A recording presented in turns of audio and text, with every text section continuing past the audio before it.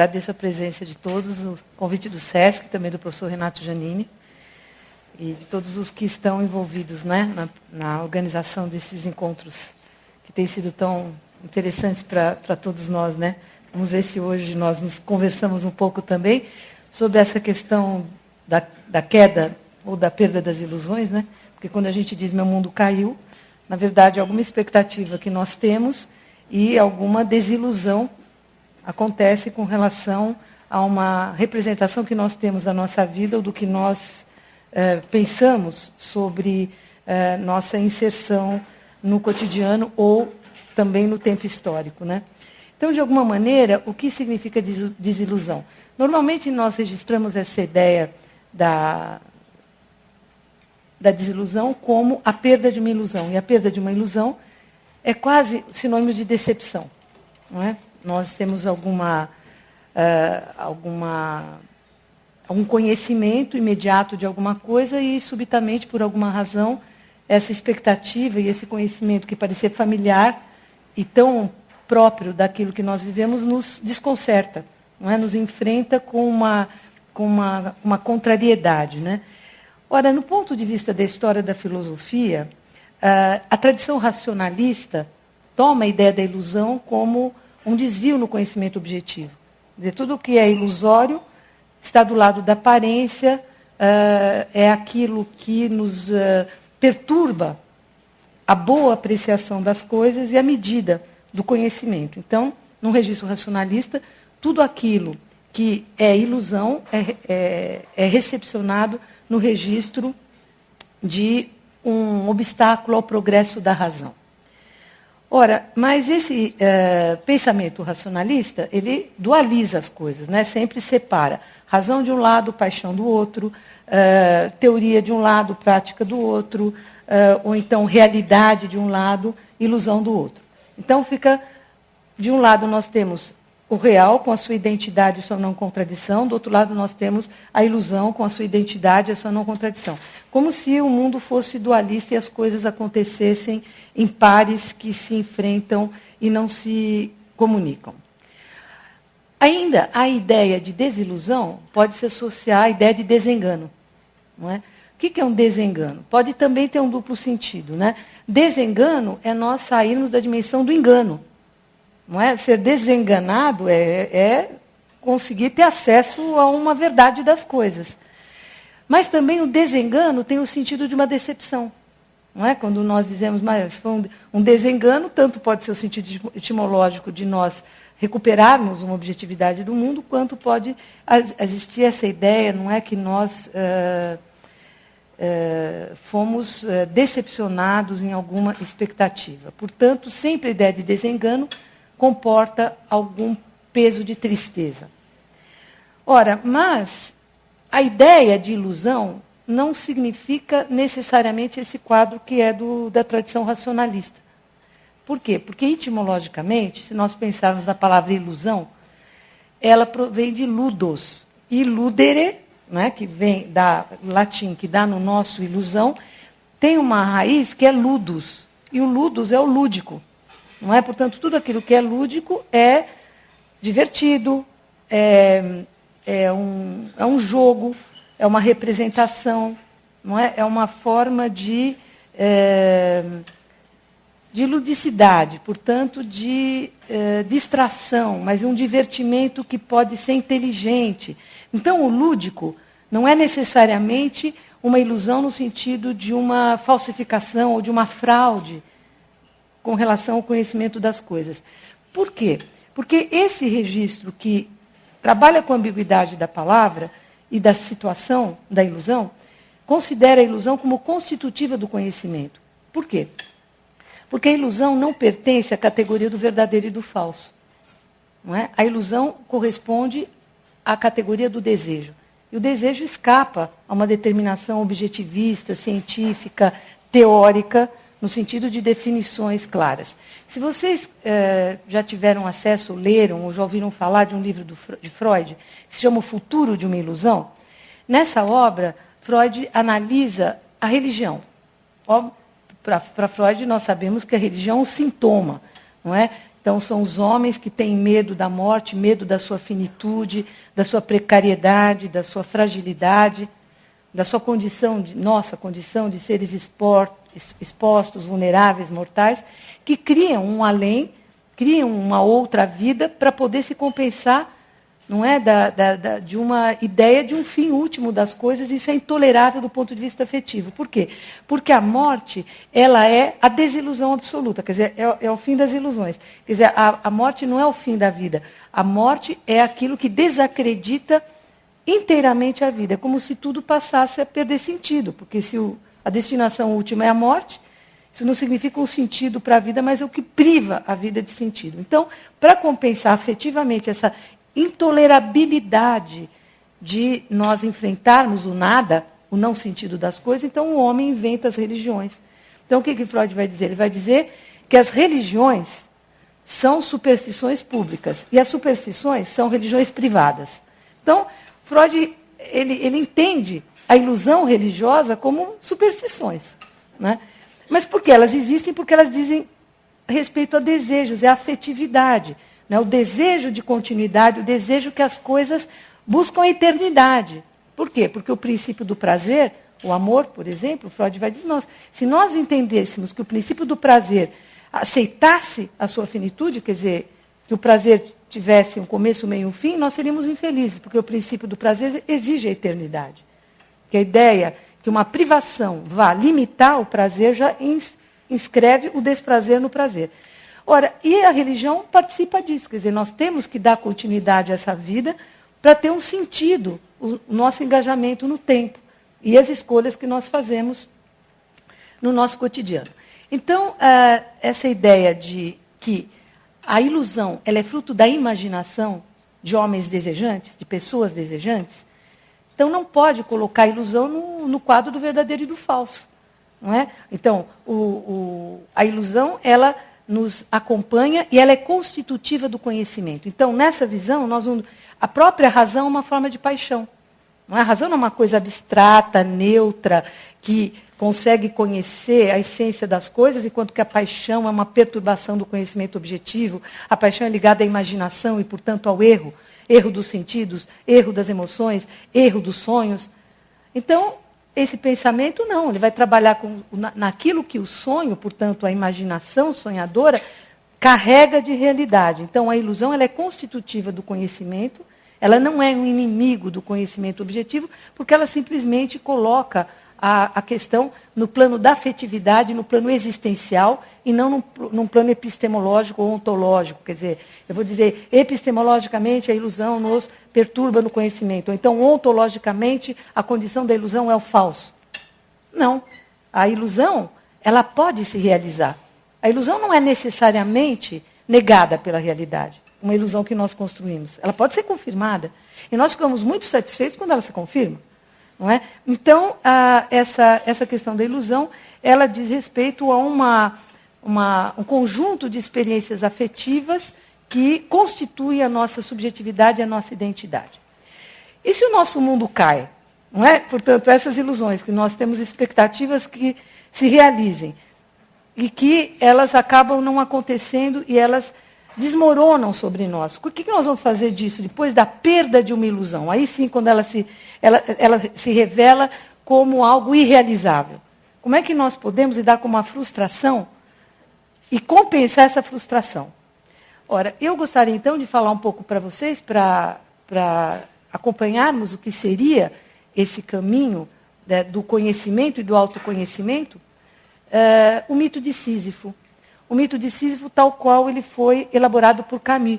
Albert Camus é um filósofo francês que, enfim, faleceu na década de 60, foi ligado ao existencialismo, mas ele mesmo não queria se dizer existencialista, e ele escreve essa obra, e esse ensaio em particular, o livro é um conjunto de ensaios, que se denomina O Mito de Sísifo. E o primeiro ensaio chama-se O Mito de Sísifo mesmo. Quem que é Sísifo? Sísifo é uma personagem da mitologia que foi condenado por Zeus, ou pelo Olimpo, pelos deuses, a carregar um rochedo de uma planície até o alto de uma montanha, e quando é um rochedo imenso, e quando ele atingia o cume dessa montanha, esse rochedo rolava novamente, ele tinha que descer até a planície novamente, aquele esforço sobre-humano para carregar aquela pedra no ombro. Então, Camus imagina o rosto aderido à pedra, o peso afundando o ombro, os pés que vão se misturando com a lama para poder subir aquela montanha. Depois, aí chega lá no alto, finalmente, aí a pedra rola, ele tem que descer de novo, e assim infinitamente. Ora, o que nós temos aí logo de início nessa figuração? Nós temos a ideia do trabalho inútil, não é? E nada mais tedioso e insuportável do que o trabalho sem sentido, não é? Portanto, provavelmente os deuses e a mitologia já havia compreendido que nada é mais torturante para o homem do que o absurdo. Portanto, essa atividade, que não é uma atividade, é uma das figurações da inatividade, significa uma atividade para nada. Quer dizer, sobe com a pedra e ela volta a cair, a sua única função é voltar para a planície e levantar de novo essa pedra que exige um esforço físico terrível. Ora, mas o que Camus vai dizer? Camus vai dizer, bom, então provavelmente os deuses, já os gregos, já sabiam que nada mais a condenação pior para o homem é o não sentido das coisas. E esse trabalho, que é um grau zero de sentido, que não é, então ele é uma forma de tortura, ele é também uma maneira, é uma condenação, né, que os deuses fizeram, e que coloca o trabalhador na condição do jogador. Como é que é o jogador? O jogador começa sempre uma partida sempre do zero. Ele não acumula nada, ele não aprende nada. Ele não faz experiência de nada. Ele é obrigado a recomeçar infinitamente o jogo do zero. Então, isso significa que o tempo não conta, quer dizer, nessa experiência do absurdo, portanto, no caso do trabalho, o trabalho vazio e sem sentido, ele significa que o dia do trabalho é insuportavelmente longo. Ele não passa ao mesmo tempo que a vida é intoleravelmente curta. Então, é um sentimento paradoxal de que o tempo não corre e, ao mesmo tempo, a vida, não acontece nada na vida. A gente vive a impressão de que nada ocorreu. Porque não fica nada, porque a experiência é a possibilidade de assimilar acontecimentos que nos transformem, que nos defrontem com dificuldades ou com realizações que digam respeito a um aprendizado de vida, a um saber viver. Não é? Então, o trabalho absurdo não acrescenta nada na nossa identidade e nós não acumulamos, portanto, um saber fazer e um saber viver. Então, a situação de Sísifo é a figuração, na verdade, do absurdo. Agora, o que o Camus vai dizer? Bom, então, existe uma situação que o Sísifo ele não sabe que ele está vendo uma situação absurda, ele só simplesmente está cumprindo a condenação. Ele sobe com a pedra, depois a pedra cai e ele volta a subir. Mas o que o Camus diz? Ele diz, olha, os mitos se calam. Eles só dizem que é isso que aconteceu com Sísifo.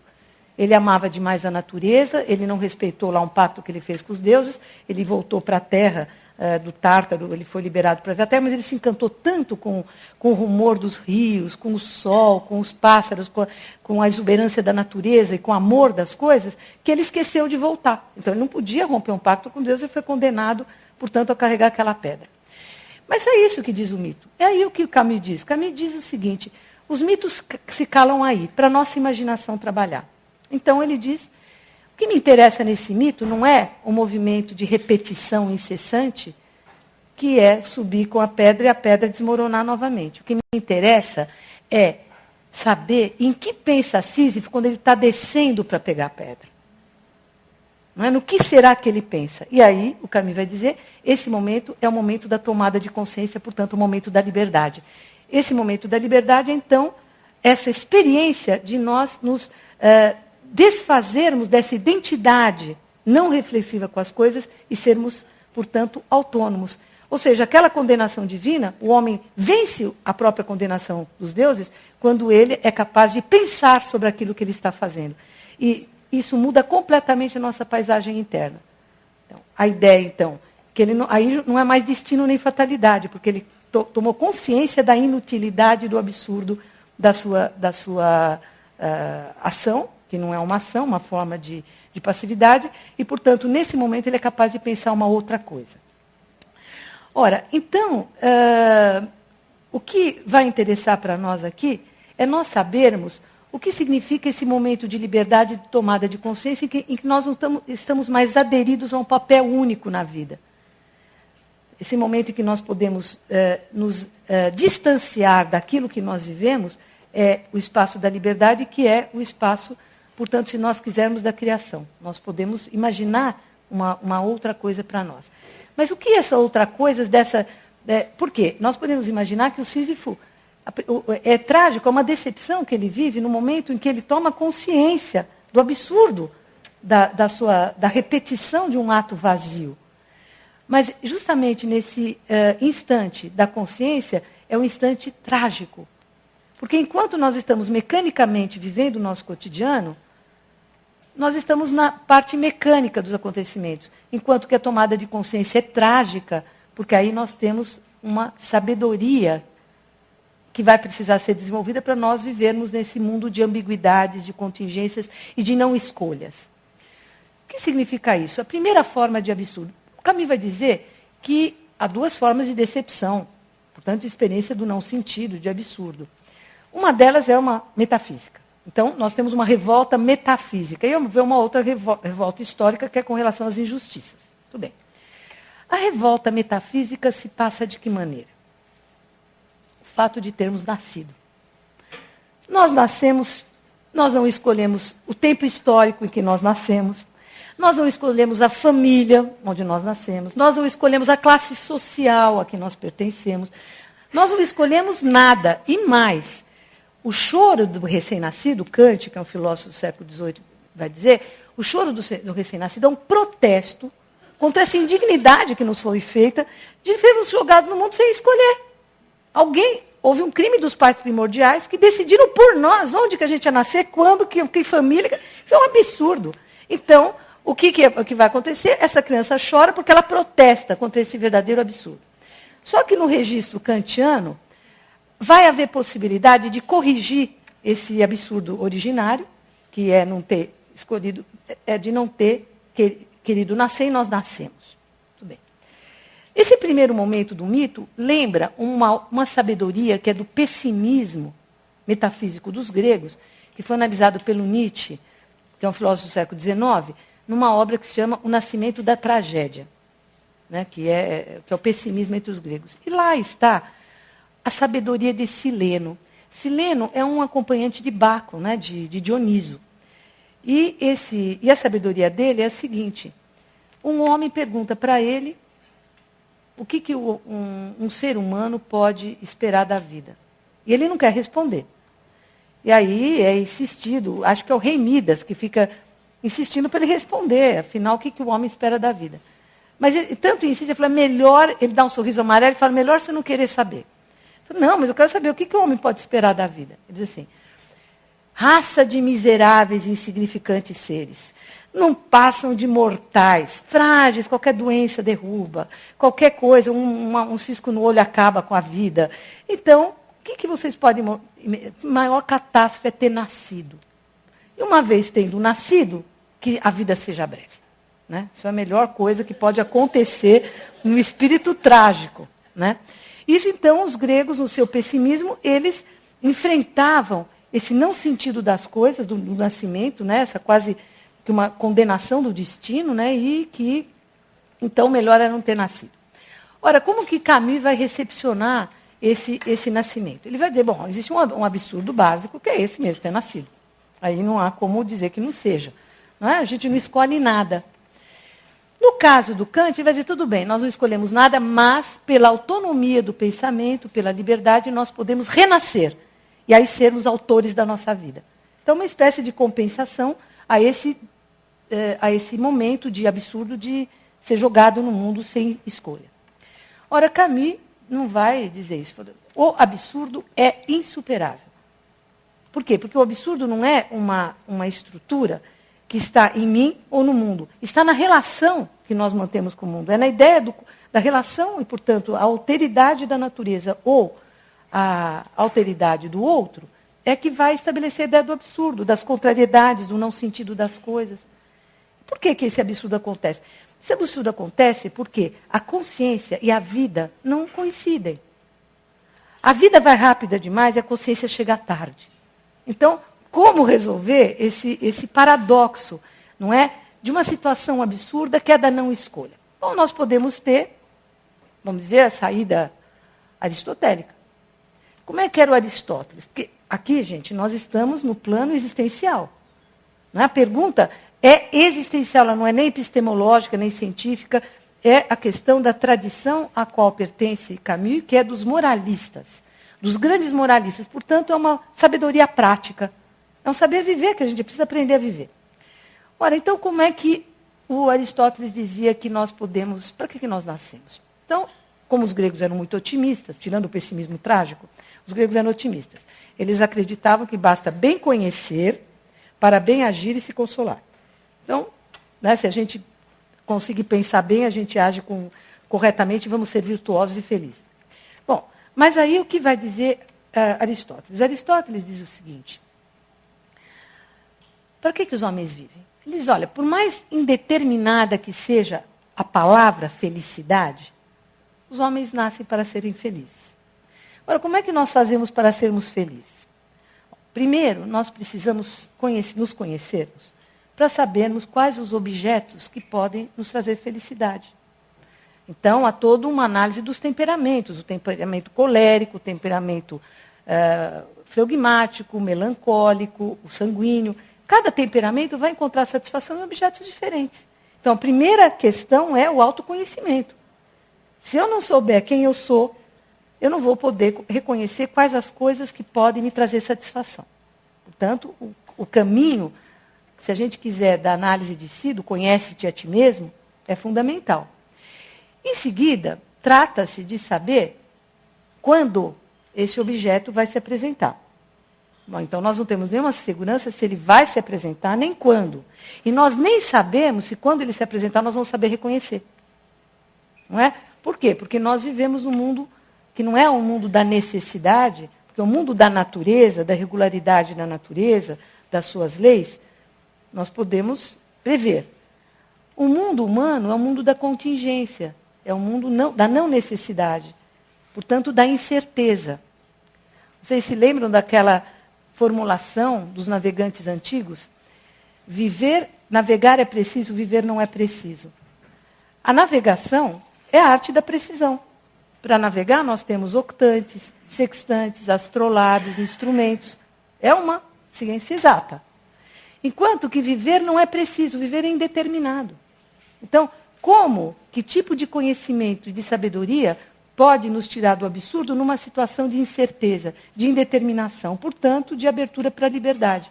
Quer dizer, é uma liberdade que se exerce sem que nós conheçamos completamente o que antecedeu o ato e sem controle do que esse ato e essas escolhas vão desencadear. Ora, então, nós precisamos, na tradição de Aristóteles, nos conhecer. E aí, o que Aristóteles diz? Ele diz o seguinte: existe num extremo o necessário.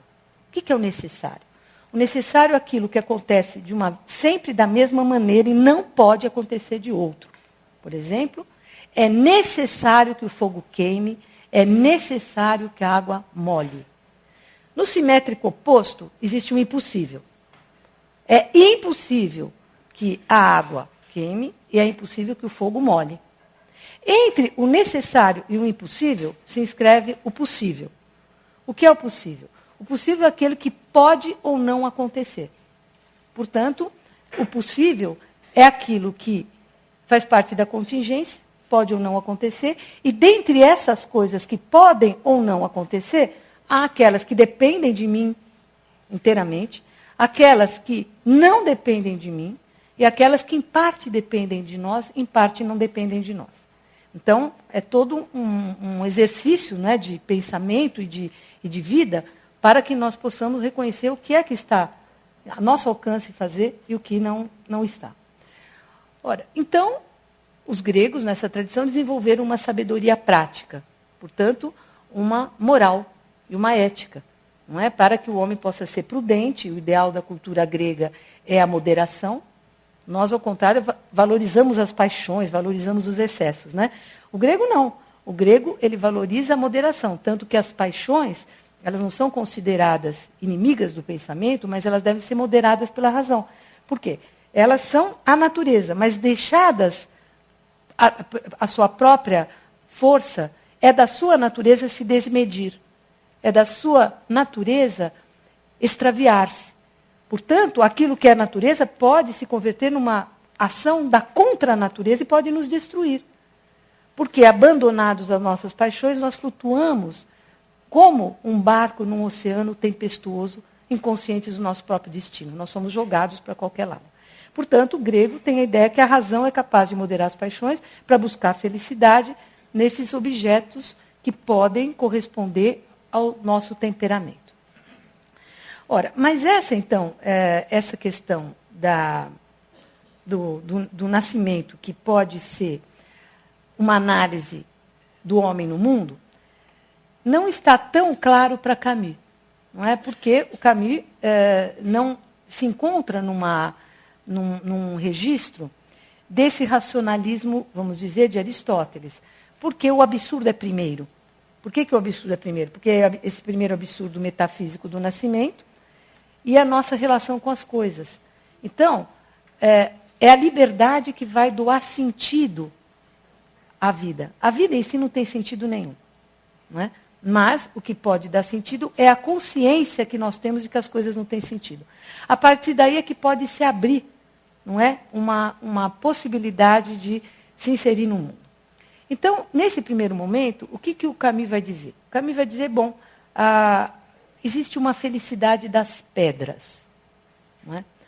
O Camus, ele era editor de uma grande editora, ele fazia análise dos livros de uma editora, da Gallimard, e ele recebe uma tradução, a primeira tradução do Álvaro de Campos, Fernando Pessoa, que é o guardador de rebanhos, que foi traduzido por francês. E aí ele fica totalmente apaixonado pelo Álvaro de Campos, e porque o Álvaro de Campos, nessa obra, ele se diz um neogrego, um neopagão. E o próprio Camus se diz um neopagão, né, que ele está lá no paganismo grego, só que é o paganismo grego do Epicuro. Não é? Como é que era o Epicuro? O Epicuro era um filósofo que ele tinha uma escola que foi conhecida pelos seus detratores, porque os estoicos tinham ciúme dos epicuristas, então difamavam os epicuristas dizendo que eles se reuniam num jardim e eles faziam bacanais. Mas, porque tanto que a gente tem a palavra epicurista como aquele que é um hedonista, né, que fica procurando prazer e tal. Eles buscavam o prazer, mas o prazer era a ausência de dor. Portanto, era a busca da imperturbabilidade da alma, não é? De uma quietude, e, portanto, a pergunta é sobre como é que nós fazemos para sermos felizes e rompermos esse absurdo. Então, o Epicuro diz o seguinte: por que os homens são infelizes? Os homens são infelizes porque eles têm medo. E os homens têm medo do quê? Quer dizer, primeiro, os homens têm medo dos deuses. Por quê? Porque os homens imaginam que os deuses ou propiciam benesses e recompensas, ou então punem com adversidades. Então, os homens temem a intervenção dos deuses na sua vida. É o que diz Epicuro, mas os homens não precisam temer os deuses. Por quê? No mundo grego, os deuses estão lá, no mundo dos deuses não se misturam ao mundo humano. Então, não precisa se preocupar com nada. Os deuses ficam olhando as insanidades dos homens, né, a insignificância de tudo, fazem guerra. O que é a guerra? A guerra, os homens se matam, e depois assinam armistícios. Então, é um absurdo. Então, os deuses ficam se divertindo, né, com essa condição humana tão precária e tão imprópria para sobreviver. Então, eles não se misturam, os homens. Eles não intervêm. Mesmo a ideia de destino, não é, que a tragédia tem, ela não é a ideia de um destino que se abate sobre nós sem que nós saibamos nem como, nem porquê, e cada passo que nós damos para impedir que esse destino se cumpra foi um passo a mais que nós demos para que ele se cumprisse. Por quê? Se nós tomarmos Édipo, o que acontece em Édipo? Não está nada definido absolutamente que vai acontecer. Ele está, um dia, jogando bola, brincando com seus coleguinhas, de repente, uma das crianças briga com ele e fala que ele é um enjeitado. podia ter xingado de volta, jeitado em você, né? E continuar jogando, ou brigar, fazer alguma coisa. Não. Ele quis saber por que é que ele foi chamado de enjeitado. E aí ele quer saber por quê. Aí precisa saber, e aí ele vai fazer tal do consulta ao oráculo. Então ele vai caminhar e tal. E no curso desta viagem, quando ele chega, ele vai atravessar um estreito. Né? Nesse estreito, ele cruza com uma carruagem e ele também está, né, de carruagem. Então, a carruagem não quer sair do lugar, eles descem, ele tem uma luta com o arauto da outra carruagem, ele mata esse arauto, aí vem o outro cidadão lá que lá se encontra, que ele não sabe que é o seu pai, luta com o pai, mata o pai. Isso foi uma luta, como era no mundo grego, quer dizer, né? Você luta, mata ou morre. Bom, aí ele continua a viagem e chega na Esfinge. Aí chega na Esfinge, há uma desgraça terrível na cidade de Tebas, que anualmente a Esfinge exige sacrifícios de jovens, sacrifícios de sangue, sacrifícios humanos para ela. E esse sacrifício ia continuar existindo até o momento que alguém conseguisse interpretar o enigma. E aí, Édipo é capaz de interpretar o enigma. Daí, o que acontece? Ele é recebido em glória e majestade na cidade de Tebas, porque livrou a juventude da morte sacrificial. E aí, então, dentro do protocolo da época, é-lhe dada a rainha viúva em matrimônio. Então, ele se casa com a rainha e tem 4 filhos com ela, né? Tem Teclópis, Polinícia, Ismênia e a Antígona. Muito bem. Dali a pouco vem uma peste na cidade. Aí vem o oráculo, vem lá o sacerdote, o poeta, né, o vidente, o Tiresias. Ele diz, esta peste é porque há uma injustiça na cidade. Como governante, porque no mundo grego tudo é muito bem definido, cada um cuida do seu lote, ninguém invade o lote do outro. Então, ele está cuidando do seu pedaço, que é a política. Enquanto que o profeta, o sacerdote, o mago, ele cuida do invisível. Né? Nós, comuns de mortais, tratamos os assuntos humanos. E o poeta lá cuida dos assuntos divinos. E aí há uma injustiça. Como governante, o que ele diz? Então as leis não estão boas, eu vou melhorar essas leis, né? Não, ele quer saber por que é que está tendo... O que é essa injustiça? Aí ele vai lá querer descobrir o que é injustiça. Quer dizer, na verdade, ele está traçando o seu destino, que vem o quê? De uma híbride, de uma excedência, de um abuso, de um descomedimento, de uma vontade de saber excessiva. Não é? Então, na verdade, é o homem que faz o seu destino, porque ele vai, pelas escolhas incertas, decidindo os seus caminhos. Eu cito um outro exemplo para vocês. Se vocês conhecem a tragédia de Ifigênia em Aulis, Ifigênia é a filha primogênita de Agamemnon. Na Guerra de Troia, então, Agamemnon é o grande, o chefe de todos os guerreiros, de todos os reis, das várias polis gregas, e eles estão, então, indo para Troia para fazer a Guerra de Troia. E como é que começa a Guerra de Troia?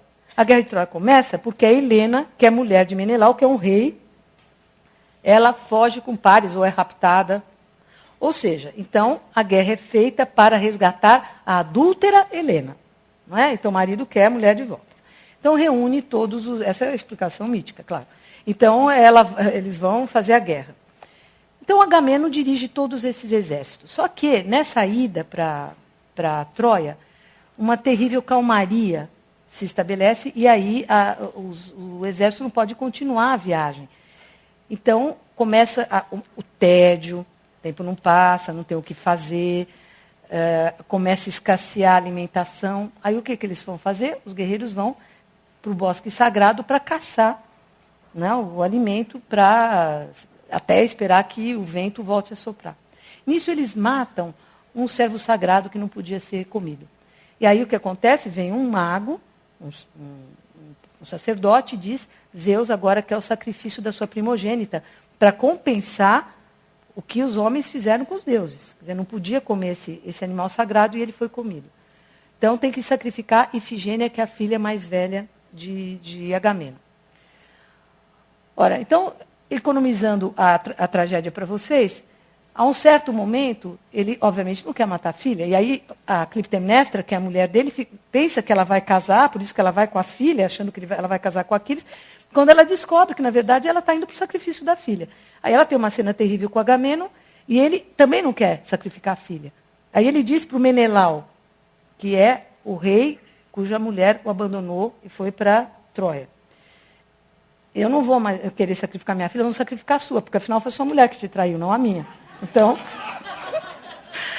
Então, e aí o Menelau diz assim, não, tem uma conversa com ele, e fala, não é justo sacrificar adolescentes por essa loucura, vamos desistir dessa guerra. Quando ele diz isso, o Agamenon olha para ele e fala assim, não tem mais volta agora. Não tem mais volta porque o Ulisses, que está comandando os exércitos, o que vai acontecer? Os exércitos querem fazer a guerra. Eles querem fazer a guerra, eles querem o sacrifício da Ifigênia, e se nós não a sacrificarmos, nós seremos imediatamente mortos, Argos será destruída, não vai sobrar pedra sobre pedra. Então é melhor sacrificar um do que sacrificar milhares de gregos. E é verdade. É verdade, não tem volta. Por quê? Uma escolha errada lá atrás, que foi ter querido fazer a guerra, determinou o seguinte. Então, na verdade, o homem faz o seu destino. Pelas escolhas, não é, que vão sendo feitas. Ora, então, se nós pensarmos como o Camus vai entender essa ideia do destino, então o destino é aquilo que nós fazemos. Para ilustrar essa questão para vocês, eu lembro de dois quadros interessantes sobre o Édipo. Um que é de Ingres, que se chama O Édipo. Ingres é um pintor ligado ao classicismo francês, e, portanto, uma representação de uma cena mitológica. E é esse Édipo que está com a roupa, né, a toga, a túnica, melhor dizendo, grega, e ele está com um pé em cima da pedra, conversando com a esfinge, que está clara, que é aquele monstro meio mulher, meio leão, e ele está fazendo esse movimento. Quer dizer, ela está perguntando qual é o ser, se é que ela fez essa pergunta, que quando o pequeno anda de 4, depois anda de 2, depois de 3. E ele diz, é o homem, ele responde assim. Quer dizer, ao mesmo tempo que ele está falando com esse, ele já está dando a resposta. E lá no fundo, do outro lado, nós vemos uma cidade. Então, o que é claro nessa figuração do Édipo?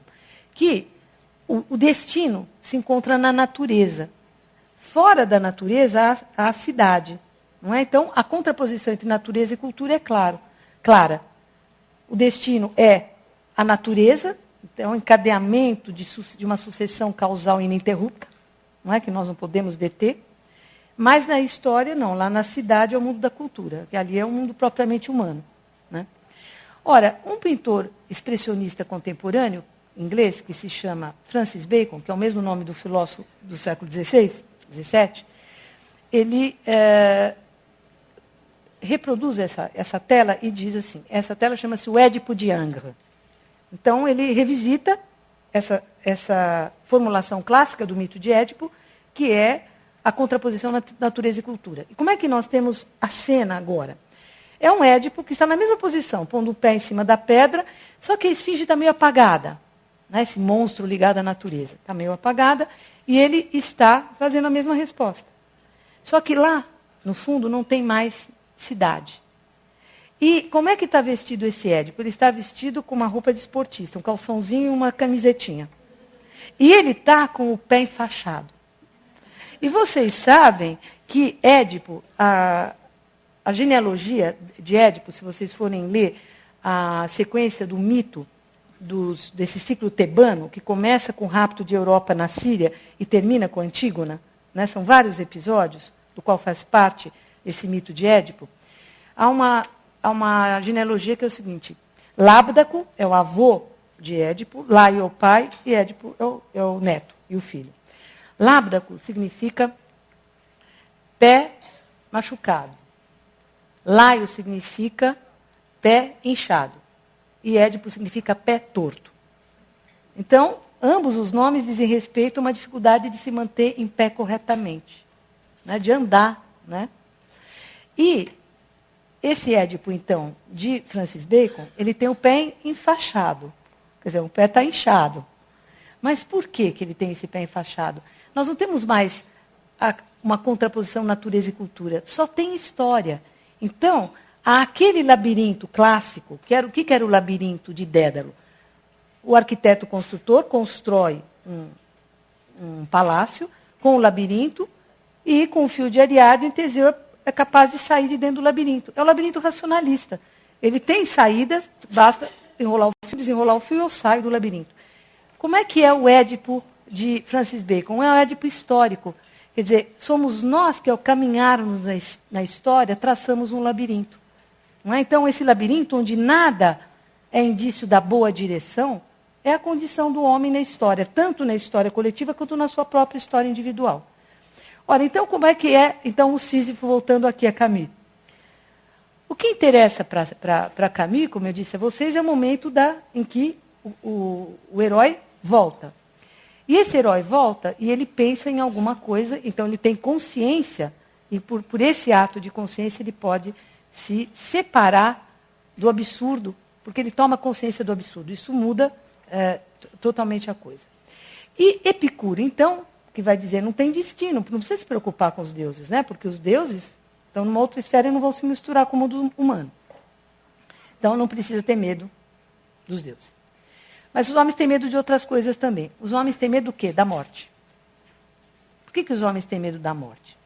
Porque os homens não conseguem viver no presente. Então os homens ou vivem no passado, e aí temem que uma felicidade do passado não volte a se repetir no futuro, ou temem que uma infelicidade do passado volte a se repetir no futuro. Portanto, o fato de o homem ficar fora do seu presente, ele vive ou no passado ou no futuro, é que faz com que ele antecipe a morte. Porque os homens têm medo da morte. O que diz o epicurismo? Esse paganismo, né? Esse pensamento grego que tanto encanta Camus. Por que tanto encanta Camus? Porque diz que os gregos viviam esse equilíbrio perfeito entre a natureza e o dever. Portanto, aquilo que é imutável, aquilo que pode mudar. Era um equilíbrio das duas, não é? Nem tudo é naturalizado, tudo é mecanicidade, tudo é determinado, e tampouco nada é determinado. Os gregos tinham a percepção do que depende de nós e o que não depende de nós. Ora, então, essa questão do Epicuro é o seguinte. Tudo que existe, os homens, os existentes minerais, vegetais e até os deuses, tudo é composto de átomo. Como é que esses átomos existem? Existe um vazio, esses átomos vêm caindo no vazio. Sem nenhuma explicação, alguns desses átomos sofrem uma declinação. Não é um desvio, porque o desvio supõe uma rota. Não tem rota nenhuma, eles vêm caindo, aleatoriamente. E aí esses átomos caem, um declina, se choca com outro átomo, pode constituir uma natureza das coisas ou pode não constituir. E assim como foi o acaso que determinou a constituição dos seres, o acaso também vai determinar a separação desses átomos, que vão depois se combinar de outras maneiras. Portanto, nós somos compostos de átomos. Então, vivos, estamos vivos. Mortos, não sentimos nada. Porque aí a natureza vai se recompor de outra maneira. Portanto, a morte não é uma realidade. Então, se os homens sentem medo da morte, não é que os homens têm medo da morte, os homens têm medo do medo que eles vão sentir na hora da morte. Porque nós não sabemos se nós vamos sentir medo ou não. Mas nós achamos que nós vamos ter medo no momento da morte. Então, não precisa temer a morte. Os homens têm medo também da dor física. Não é? Tem medo da dor física. Mas diz o Epicuro, o homem pode vencer a dor. Ele pode, pela força do pensamento ou pelo conhecimento da sua própria natureza, conviver com a dor. E ele mesmo, Epicuro, sofria de cálculos renais, cólicas terríveis, e ele controlava essa dor, e tinha uma dietética, etc. Portanto, é possível ser feliz. É o chamado tetrafármaco. Mas Camus não deixa de notar a tristeza de Epicuro. Porque existe uma tristeza, não é, nessa aceitação da natureza tal qual ela é. E ele vai dizer, a felicidade de Epicuro é a felicidade das pedras. Não é? E aí, eu volto a Alberto Caeiro, porque o Alberto Caeiro, no Guardador de Rebanhos, tem um momento que ele diz que ele inveja as pedras. Ele vai falando das pedras e ele diz, basta existir para ser completo. O que significa isso? E por que isso tocou tanto Camus? Porque se Camus tem uma concepção de natureza, não é uma só, mas ele tem uma ideia de natureza mediterrânea. O que é essa natureza mediterrânea? É uma natureza ensolarada, não é a natureza, os trópicos, mas é a ideia de um equilíbrio entre a paixão e a razão. Ou melhor, é uma racionalidade apaixonada, onde estão em equilíbrio as forças do conhecimento e as forças emotivas e afetivas. Ele diz, os homens do norte são industriosos, dos climas frios. O norte ensina muita coisa, o norte nos dá o norte, nos norteia, nos orienta. Mas o sul não tem regra nenhuma, o Mediterrâneo. O fato de não ter regra determinada faz com que nós tenhamos que criar muitas regras, não é uma só. Portanto, não existe um determinismo de um jeito só de viver. Há várias maneiras de viver. Então, isso exige, então, uma sabedoria prática que ele utiliza, então, a ideia do Mediterrâneo, não é? Desse mar do meio que junta todos os povos e, portanto, produz a hospitalidade, né? A frequentação e o encontro dos vários povos, como uma maneira de trazer os gregos, que foram mediterrâneos, que navegaram tanto, para essa sabedoria prática, que é a sabedoria do Epicuro. Então, basta existir para ser completo. Isso significa o quê? A aceitação resignada do destino? Não. Existe uma diferença entre aceitar o destino, mas sem ser resignado. Como isso seria possível? Camus cita um dos versos finais do Édipo de Sófocles. Depois que ele já fura os olhos, não é? E já parte para o exílio com a sua filha Antígona. E ele diz, se os deuses assim quiseram, então está tudo certo. Algo mais ou menos assim. Isso é aceitação do destino, não é aceitação da fatalidade, é aceitação que existe uma sabedoria das coisas, da natureza, que nos escapa, que nós não podemos controlar absolutamente tudo. E, posto que é assim, e que eu não posso conhecer, eu não posso tudo explicar, se eu aceito que há uma racionalidade disso, eu não estou identificado com o que me aconteceu.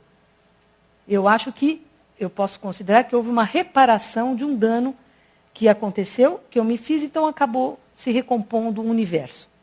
Se nós quisermos pegar como uma alegoria, o que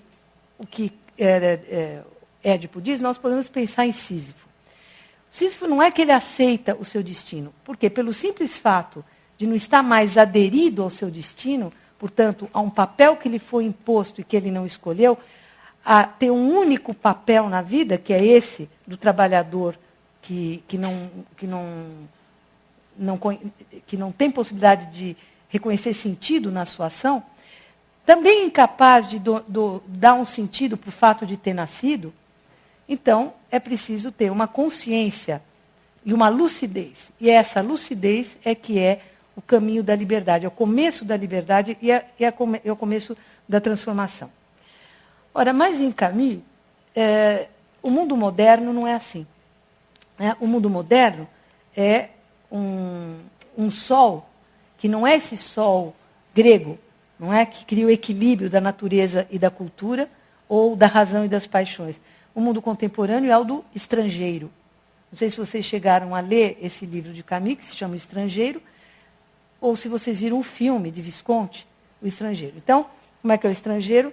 O estrangeiro é um francês, Pied Noir, né, que nasce na Argélia, e que mata um árabe, mas sem nenhuma explicação. Ele mata porque ele vai, tem um amigo dele que está armado, ele desarma um amigo, e porque o amigo não brigue com o árabe, ele acaba guardando o revólver, e depois, um dia, ele tá andando na praia, esse árabe tira uma faca, vem na direção dele, e na hora que a faca atinge o punhal, ele fica ofuscado pela luz do sol, e ele tira o revólver, dá um tiro e mata o árabe. Bom, na verdade, isso figura o não sentido do ato, né? Que não chega sequer a ser um ato gratuito, e aí é o sol, não é? É o sol que, vamos dizer, que esvaziou o pensamento. Então, o sol, ele pode tanto ser redentor, quanto o sol pode ser aquilo que cria o absurdo. Por quê? Esse sol parado, que leva o Meursault, que é a personagem do romance, a cometer o crime, é aquele sol insuportável, que diz respeito ao tédio, aquela sensação que o sol está parado no meio do céu e que o tempo é insuportavelmente longo, que ele não passa. Que é o sentimento que o eremita tinha na sua solidão no deserto, quando ele ia frequentar, né, o exército do Egito para poder ter a sese. Então, o tédio é um criador de grande ressentimento. Ora, e o que então o Meursault faz? Ele vai ser condenado. Seguinte, começa o romance ele recebendo um telegrama dizendo que a mãe dele tinha morrido. E a mãe morava num asilo de velhos. E aí ele recebe o telegrama e ele diz assim: hoje mamãe morreu. Mas eu não sei quanto ele é hoje, se faz muito tempo, se é o narrador do faz meses, se foi naquele momento, naquele dia, quantas horas. Mas em seguida ele diz: ah, não, talvez foi ontem ou anteontem. Ou seja, a perturbação na percepção do tempo e essa ideia que a morte da mãe ela não é um acontecimento entre os, é um acontecimento absoluto, quer dizer, tanto faz quanto aconteceu. Mas ele vai ser condenado porque ele não chorou no velório. Né? Então isso vai ser usado, porque não tem explicação por que ele matou o árabe. E aí acabam acusando, mas imagina um homem que mata friamente porque não enterrou a mãe e não chorou. Então aí o advogado de defesa diz, mas ele está sendo condenado porque ele matou um homem ou porque ele não chorou no enterro da mãe? Mas, enfim, é toda uma questão do absurdo. São as várias facetas do absurdo. Né? Mas para dizer que o mundo contemporâneo, que é o mundo da perda de referências e, portanto, da ideia de pertencimento, então esse sol que aturde, né, na hora que o Meursault dá o tiro, é como se aquela paradice do tempo tivesse rompido, né, aquele tempo que não passa. Ora, então, o contemporâneo, ele tem que lidar, o Sísifo, ele tem que lidar com o tédio. Não é? Quer dizer, uma maneira de elaborar o não sentido das coisas. Na minha vida. É claro que depois o Camus vai escrever uma outra obra que chama-se O Homem Revoltado, que aí ele vai falar da condição do absurdo na história. Não é? Mas aí já é a questão politizada. Mas no mito de Sísifo é mais a questão existencial. É a questão de nós estarmos ou não na tradição do conhece-te a ti mesmo. Né? Ora, e mais? Então, aí o que o Camus volta, então, para a questão da ciência e para a questão da vida? Ele vai dizer o seguinte: a questão básica para o homem é a questão do absurdo, é do sentido da vida. Saber se o mundo tem 3 dimensões, se o pensamento tem 9 categorias ou 12, se é aristotélico ou kantiano, vem depois. O que interessa primeiro é saber como é que eu vivo, como é que eu faço para me viver nesse mundo, não é, em que existe o tédio, que é o tédio do estrangeiro, e existe a possibilidade grega do equilíbrio do homem e da natureza. Então, o que o Camus vai dizer? O Camus vai dizer o seguinte: quando o Sísifo desce, ele pensa em alguma coisa, ele consegue pensar em alguma coisa que não é o trabalho inútil, ele pensa em outra coisa. Ele diz, então, como o mito também não para aí, eu imagino, então, que um dia o Sísifo sobe com a rocha, ele fica parado no topo, a rocha volta e ele não desce. Não desce, ele fica lá contemplativo. Fica lá olhando a paisagem. Vai precisar encontrar outros Sísifos para fazer o trabalho dele, porque esse trabalho ele não vai mais fazer. E aí, o que o Sísifo se torna? Ele se torna contemplativo, ou seja, ele se torna artista. Então, artista no sentido mais amplo, quer dizer, no sentido de inventar, de criar o seu próprio destino. Então, esse Sísifo, ele pode tomar a figura do ator, do comediante e do Dom Juan. Né? O Camus vai analisar essas personagens. Né? E aí, eu vou falar só para encerrar, para não ser muito tão longa, ele vai dizer, então, o Sísifo é uma espécie de Dom Juan. E nós sabemos qual que é a função do Dom Juan. Dom Juan conquista as mulheres. Então, ou ele é conquistado pelas mulheres. Né? Então, ele tem sempre mais uma mulher, porque cada uma o conquista de uma maneira diferente. Ou então, ele é o conquistador. Nós podemos ver de várias maneiras. Mas o que ele pratica? Qual a única função do Dom Juan? É o amor. E nós sabemos que o amor é a ocupação dos ociosos. E aí o Camus vai dizer, mas são os ociosos que mudam o mundo. Os outros não têm tempo algum. Obrigada.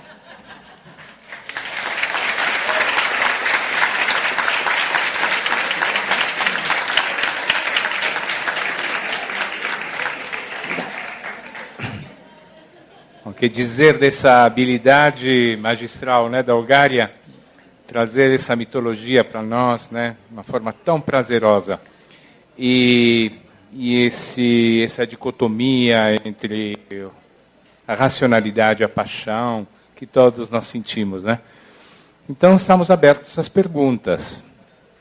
Levantem a mão, serão atendidos. Quem estiver aqui no mezanino, por favor, desça até aqui, porque nós estamos com as câmeras para registrar o evento. Então, por favor, venham nessa posição que eu estou e serão atendidos na ordem. Estamos aqui... estou procurando... Estamos já prontos. Aguardem alguns segundos que a câmera nos enquadre e vamos dar início, então, à sessão de perguntas. Sejam breves, por favor, para dar oportunidade a todos de participarem. Obrigado. Gária, aqui. Boa noite, tudo bem? Eu gostaria de fazer 2 perguntas rápidas. A primeira é que, vulgarmente, a gente sabe, pelo menos aí fora, que a gente tem livre-arbítrio sobre nossos atos. Eu, pessoalmente, discordo disso, porque eu acho que quem comanda a gente é o nosso inconsciente. Gostaria de saber a sua opinião sobre isso. E a outra pergunta é sobre... eu não vi... existe alguma relação na questão da... Eu não vi você fazer nenhuma citação, tirando Conhece-te a ti mesmo, que é bíblica. Você não fez outras citações sobre a Bíblia.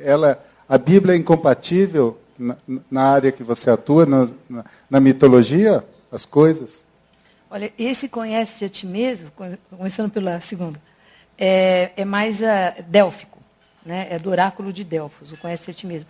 A tradição da judaico-cristã está mais na análise da consciência, quer dizer, mais uma ideia de uma interioridade da culpa.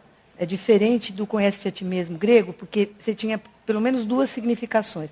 No período, vamos dizer, chamado mítico, o Conhece-te a ti mesmo significava conheça-te a ti mesmo, ou seja, que não passas de um joguete das forças do destino. Portanto, essa ideia do conhece-te a ti mesmo é a consciência do infortúnio, né?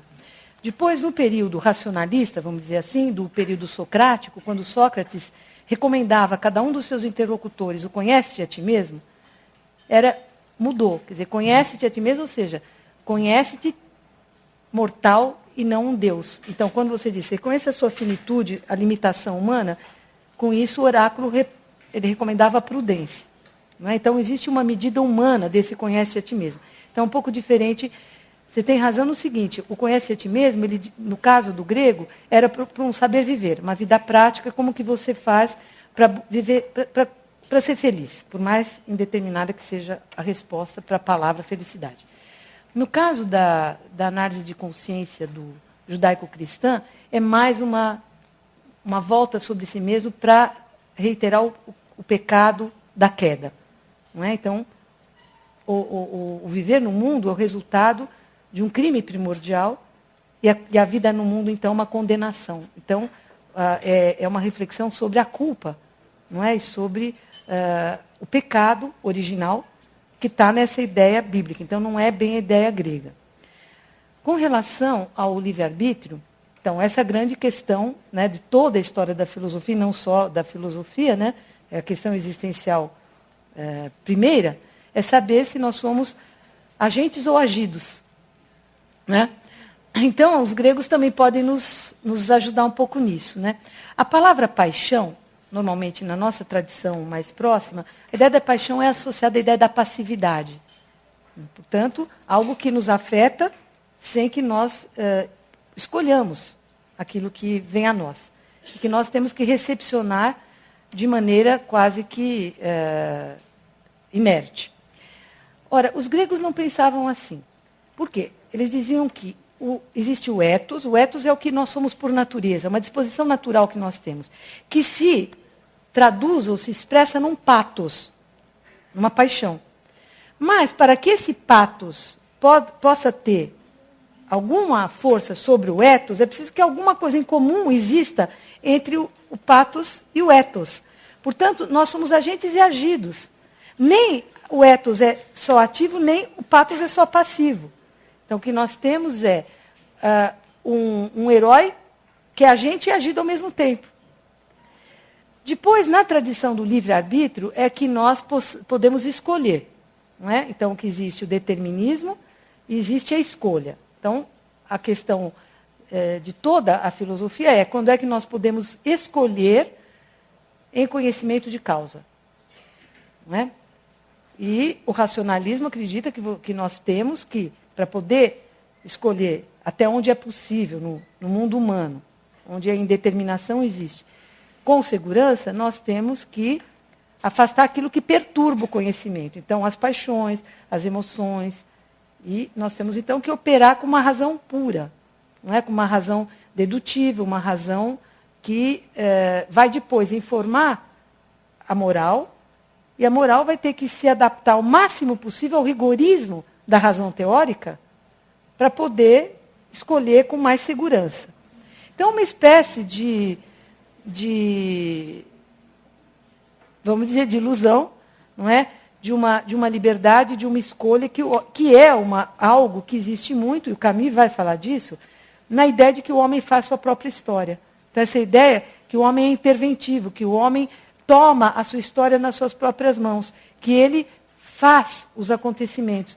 Isso pode dar em onipotência, pode dar em várias coisas terríveis, quando o homem não reconhece o quanto ele tem de agido. Então, aí nós chegamos no inconsciente, no Freud.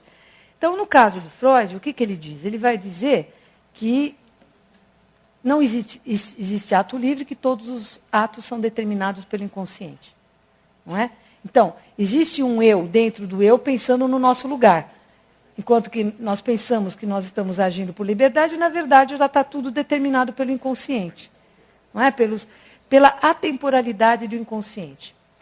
Ora, então, a ideia da liberdade hoje, ela fica um pouco diferenciada disso. Eu não sei te responder em geral. Eu vou te responder por um autor, que é Walter Benjamin, que no seu ensaio Paris, Capital do Século XIX, tem um início de texto onde ele diz o seguinte, está falando da modernidade, portanto, do século XIX e do nosso tempo também. E ele diz, a modernidade, ela é, ou o capitalismo contemporâneo, ele é o esquecimento do passado.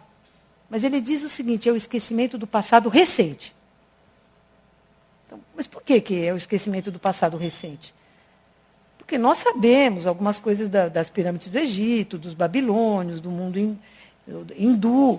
Quer dizer, nós sabemos coisas até onde é possível conhecer do passado. Mas por que é uma desmemória próxima a nós? Porque alguma coisa aconteceu no século XIX. No século XIX, então, aconteceu o inconsciente. Que tipo de inconsciente? O inconsciente invadiu a consciência. Então, o inconsciente... O que é o inconsciente? O inconsciente é a impossibilidade da experiência. O inconsciente é repetição. É princípio de morte. Né? Então, esse inconsciente como repetição, sem criatividade, que repete sempre do mesmo jeito, a tendência a isso, é o que governa o capitalismo, para o Walter Benjamin. Por quê? Porque as forças de repetição do inconsciente acabam abrangendo o modo de produção e o modo do consumo. Então, nós temos aí sim, não há mais ato livre. Quer dizer, o que a gente faz de livre hoje? Segundo o pessimismo frankfurtiano. Nós somos mais escolhidos que escolhemos, nós pensamos que nós estamos escolhendo quando já foi oferecido para nós, esquematizado, o que é para ser escolhido, o que é para ser vivido, o que é para ser pensado, o que é para ser dito, o que é para ser vestido, o que é para ser lido, o que é para ser argumentado. Está tudo já pré-estabelecido, seja pela indústria cultural, seja pelo marketing político, seja pelas várias formas de vamos chamar, de doutrinação moderna. Mas para quem? Para que tipo de, vamos chamar de sujeito, é possível dizer que nós não somos mais agentes, então não somos mais seres livres. E, portanto, não exercemos mais livre-arbítrio. Nós somos escolhidos e achamos que escolhemos. É para seres sem nenhuma subjetividade, portanto, sem experiência. Não é? Quer dizer, a ideia da experiência, portanto, de algo que é muito próprio, que é intransferível, que eu só posso fazer é comunicar para o outro uma história, uma parábola, uma fábula, quando disso que me foi contado, eu fiz uma experiência, que eu acrescentei alguma coisa que eu vivi, e que me ajudou a enfrentar infortúnio e boa sorte, para poder transmitir para o outro. Essa essa a transmissão de geração em geração acabou. Então, é como se nós estivéssemos, sim, dominados pelo inconsciente como força mítica, quer dizer, como um sono letárgico que toma conta de todos, a gente tem que despertar desses sonhos, a gente tem que despertar do inconsciente. Essa é a visão do Benjamin.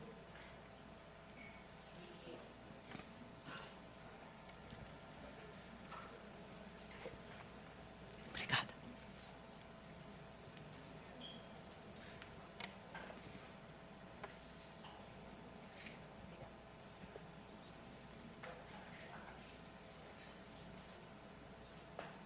Boa noite, professora. Meu nome é Patrícia, eu estou no primeiro ano de licenciatura em filosofia.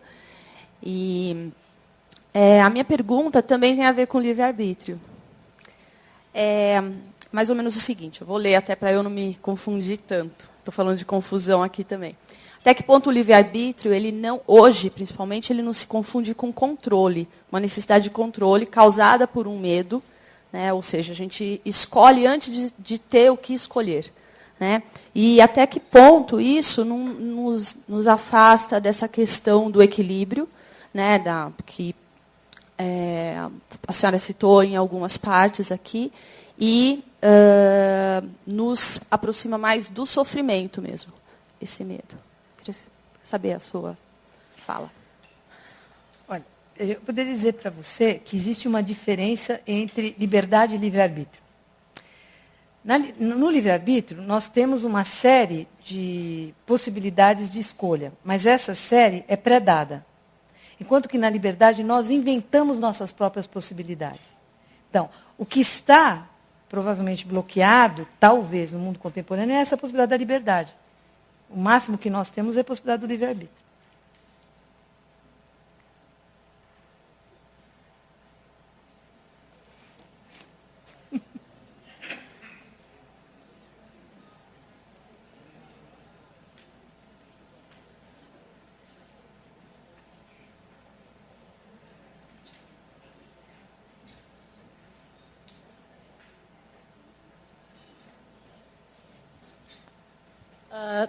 Meu nome é Alessandra, sou aluna de psicologia do Mackenzie.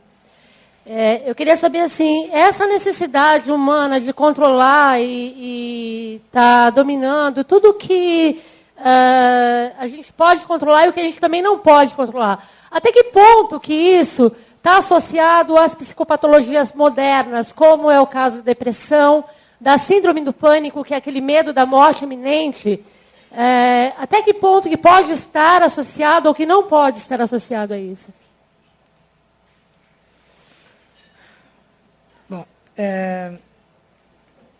Bom, então vamos responder pelo Adorno Horkheimer.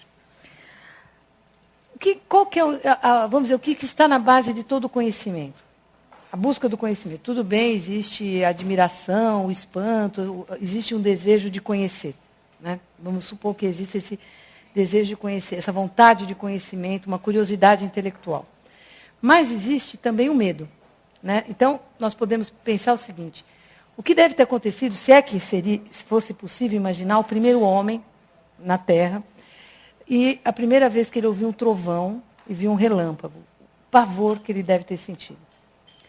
A partir do momento que ele disse, é Zeus que está indignado com os homens que não lhe prestaram as devidas oferendas, diminui o medo, porque eu já fiz uma explicação. Não? Então, na base vamos dizer, tanto do mito quanto da ciência, está a busca de uma explicação. Portanto, um desejo de encurtar o campo do espanto, criar uma terra segura, para que nós não nos sintamos ameaçados de morte. Quer dizer, na verdade, todas as vezes que nós nos sentimos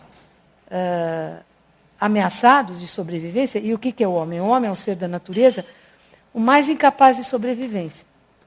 Né? O homem não tem os recursos mínimos que cada existente tem, os recursos mínimos para sobreviver para aquilo que ele precisa. O homem não. Então, o homem tem como uma das suas estratégias de sobrevivência a inteligência. Porque é uma coisa a mais, não tem dignidade especial nenhuma.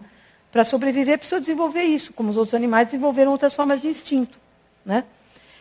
O que é o instinto? O instinto é uma sabedoria fantástica, não é? Que condensa, né, uma experiência que se torna quase intuitiva. Ora, o homem não tem essa possibilidade. Então, ele precisa controlar aquelas forças que o ameaçam. Então, seja a ciência, seja o mito, seja a religião, seja a política, tudo isso existe para garantir o máximo de segurança, sobrevivência, justiça e paz. Que é para poder sobreviver. Então, a ciência acaba, vamos dizer, em princípio, ela te dá os recursos para você poder enfrentar as doenças, ou então controlar alguns fenômenos da natureza, no sentido de fazer esse universo mais acolhedor para o homem. A política também, não é? A política, quanto mais aperfeiçoada ela for, mais ela consegue criar o máximo de segurança e sobrevivência, portanto, ela consegue diminuir o poder da contingência sobre a vida de cada um. Então, tanto a política quanto a ciência vem para a filosofia, a religião, os saberes, vem para diminuir o medo dos homens. Né? Acontece que eu falava há pouco da pulsão do conhecimento do Édipo, quer dizer, essa vontade de conhecimento, ela se torna desmedida. Então, a razão científica, ela não tem limite nenhum. Né? Ela não tem limite porque o homem, como dizia Protágoras no século V a.C., o homem é a medida de todas as coisas. Só que ele mesmo não tem medida nenhuma. E aí ele vai, então, conhecer a natureza, vai agir sobre a natureza e vai exercer poder sobre a natureza. Então, o que você tem? Nós temos, então, uma natureza que ameaça, aí eu respondo agressivamente para controlá-la, aí ela responde mais agressivamente, aí eu vou ser mais violento ainda. Basta ver o que a gente faz com a energia nuclear, tanto a civil quanto a militar. Então, o homem que queria vencer as forças desconhecidas da natureza para encurtar o medo, produz medo. Porque ele produz tecnologias tão terríveis, não é que hoje o homem tem mais a temer do que só a natureza. Ele tem que temer aquilo que ele está fazendo. Então, essa ideia não é de um deslimite da razão, é quando a gente diz, bom, mas vamos discutir as questões éticas, a biotecnologia, célula-tronco. Quer dizer, é totalmente inócuo nós procurarmos uma ética da ciência, porque a razão científica já foi. Né? Porque a sua constituição é de não ter limite. Então, ela vai conhecer o que ela quiser, do jeito que ela quiser. Então, vamos dizer, o limite ético, ou nós estamos imersos na ética, ou então não adianta chegar a ética de fora. E como nós não estamos na ética, então a gente pode protestar, falar algumas coisas aqui e lá, mas a ciência vai fazer o que ela tiver para fazer, seja emancipatório ou não. A ciência vai fazendo. Como diz o Heidegger, a ciência não pensa, ela faz. Né? Então, quem tem que pensar a ciência é a filosofia. Então, a questão da ciência, como ela precisa, né, fazer desse universo um universo hospitaleiro para o homem. Porque você tem essa compreensão que a vida é tão frágil, o homem é um ser tão frágil, tão precário, e nós precisamos, então, transformar essa fraqueza em força. Então, essa racionalidade científica, ela se estabelece como uma razão que triunfa sobre a natureza. E ela acredita que ela pode ter poder sobre todas as coisas, quanto mais ela tiver força. Quer dizer, então não é tanto conhecer, porque conhecer a natureza nós nunca vamos conhecer. O que é a natureza nela mesma nós nunca vamos saber. Então, como a gente nunca pode, a ciência não pode conhecer os objetos que ela domina, ela pode dominá-los, então ela domina. Mas conhecer não dá para conhecer. O em si das coisas nós não sabemos. Então, o máximo que a gente consegue é controlar. Ora, e essa ideia, então, de controle, ela não é uma coisa setorial, quer dizer, aqui eu controlo a natureza e aqui eu amo os homens. Não é a mesma racionalidade de dominação da natureza, domina os outros homens, outros seres da natureza, os animais, e assim por diante. Então, muito dessa ideia das patologias hoje, a gente poderia dizer que elas dizem respeito à ideia do excesso. Não é? Esse deslimite, ele vem disso que a modernidade inaugurou, que é o culto do excesso. O culto das paixões. Não é? E, ao se fazer a crítica dessa racionalidade abstrata, dessa indiferente, etc., você cai num elogio da paixão. E aí, nas paixões, entram todas as paixões, tanto as paixões alegres quanto as paixões tristes.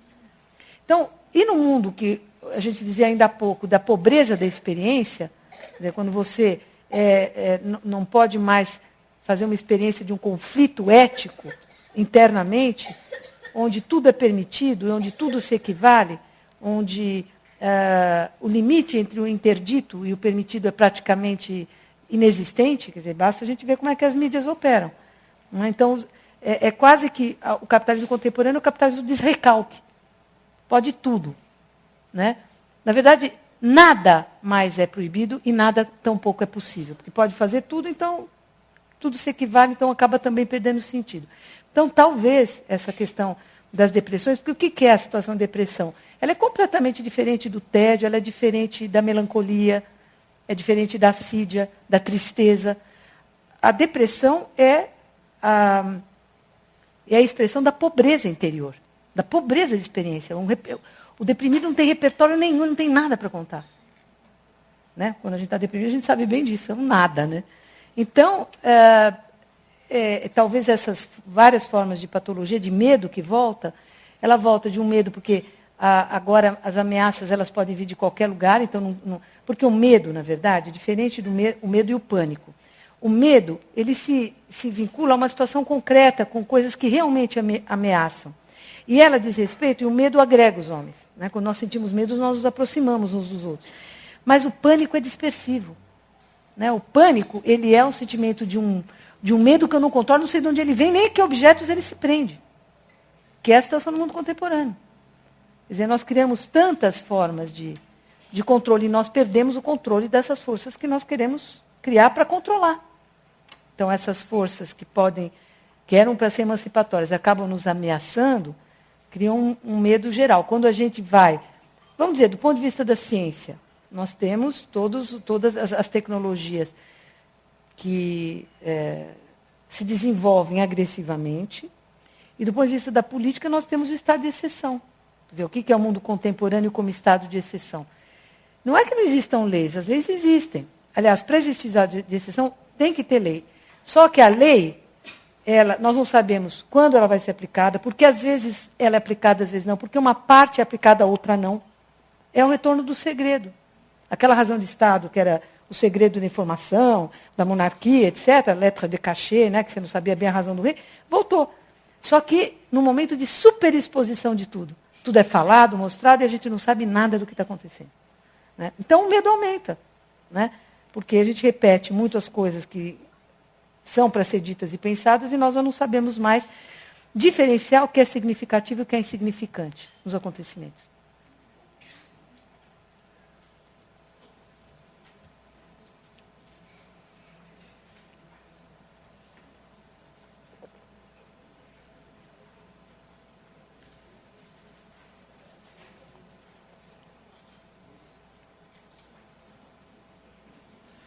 Boa noite.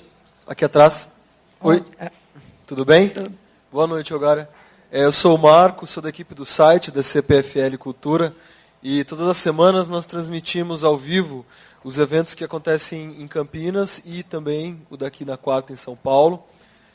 Nós realizamos um bate-papo também, é de lá que vem a nossa pergunta de agora. A Thelma, que está acompanhando a gente direto de Niterói, coloca que para Platão, no mito de nós já escolhemos o destino, só não sabemos qual ele é. E pergunta, construir um destino poderia ser, paradoxalmente, escolher viver o destino já escolhido? E, só um segundo, desculpe. Para contemplar a pergunta também da Elisa, e um pouco no mesmo sentido, somos causa ou efeito no mundo? Talvez as duas questões se refiram a saber se nós... até que ponto nós somos livres e até que ponto nós somos determinados. Né? Quer dizer, se nós antes do nascimento, nós supondo que antes do nascimento pudesse ser escolhido um destino, quer dizer, nós ou passivamente nós nos submetemos a ele, pode ser que nós estejamos fazendo coisas achando que somos livres, mas na verdade houve uma escolha anterior, a gente pode pensar até que foi o inconsciente que determinou, né, que nós pensamos que nós escolhemos livremente, mas na verdade nós temos um triângulo familiar que já vai designar as escolhas que eu vou fazer. Então nós podemos pensar assim.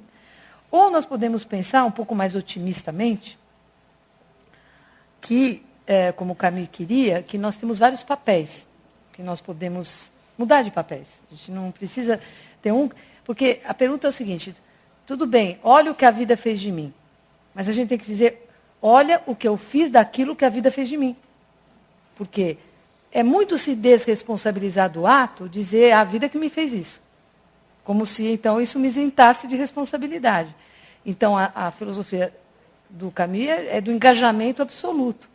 Quer dizer, eu sou responsável pelas escolhas que eu faço, seja em conhecimento de causa ou medianamente. Mas o sentido mais importante é nós termos consciência e lucidez. Quer dizer, o momento da lucidez é o momento que eu posso mudar as coisas e mudar de papéis. Agora, se eu quiser ficar aderida a uma máscara e só com ela, então já está tudo definido, não vai mudar. Então você vai esperar que as coisas aconteçam. Enquanto que o homem forte, o herói, ele vai e enfrenta as coisas que o enfrentam e ele faz coisas com aquilo que lhe acontece. É muito próximo, por isso que ele vai ao Epicuro, o Camus, porque ele vai dizer, o sábio grego, que não somos nós, mas a gente pode se mirar nesse exemplo. O sábio grego dizia, me aconteceu tal coisa, mas eu também queria que me acontecesse. É claro que a gente não vai poder dizer isso para alguém que vive em campo de concentração, né? Porque eu queria que me acontecesse. Mas o que a gente pode dizer é que, em determinada situação, eu posso, se as forças de vida falarem mais alto, então eu posso mudar aquilo pelo qual me fatalizou. Quer dizer, o mundo contemporâneo é um momento essencial de pensar essas questões, e o Camus pensa, como vários outros filósofos contemporâneos, e não só filósofos, o que aconteceu no mundo na Segunda Guerra Mundial, mas não é na Segunda, a partir da Primeira Guerra Mundial. Então, o que é um campo de concentração? Você tem uma bibliografia enorme para dizer várias coisas, que sobreviveu aquele que conseguiu manter a sua identidade. Supor que dentro de um campo de concentração alguém guarda alguma liberdade, num campo de concentração você não consegue nada. Então, é claro que nós temos que ver o que a gente consegue fazer daquilo que aconteceu. Não é? Porque aí entra a questão da política. Quer dizer, como a política talvez seja insuficiente para pensar, para mudar o mundo. Mas até onde ela pode, nós podemos ter controle com relação a ela, porque a hora que a gente perde o controle sobre ela, ela se volta contra nós também. Ou nós vamos dizer que o que aconteceu no nazismo está fora da natureza. Não está, está dentro, esse que é o problema. Então, toda uma sabedoria prática, tanto na nossa vida pessoal quanto na vida histórica, ter discernimento das situações. E o grande drama é a sociedade de massa. Agora aí é uma interrogação. Né? Porque a sociedade de massa, ela opera por mimetismo, por imitação. Não tem mais pensamento. Né? Então, como é que é o mecanismo do consumo? Eu consumo não é porque eu quero ter uma coisa que eu quero ter. Eu quero ter porque o outro eu suponho que tenha. Então, o outro é o meu rival mimético. E para eu ter o que ele tem, eu preciso eliminá-lo. Então, você tem uma concorrência universal. Então, esses mecanismos de massa, segundo essa visão frankfurtiana, ela tende a restringir o campo da liberdade.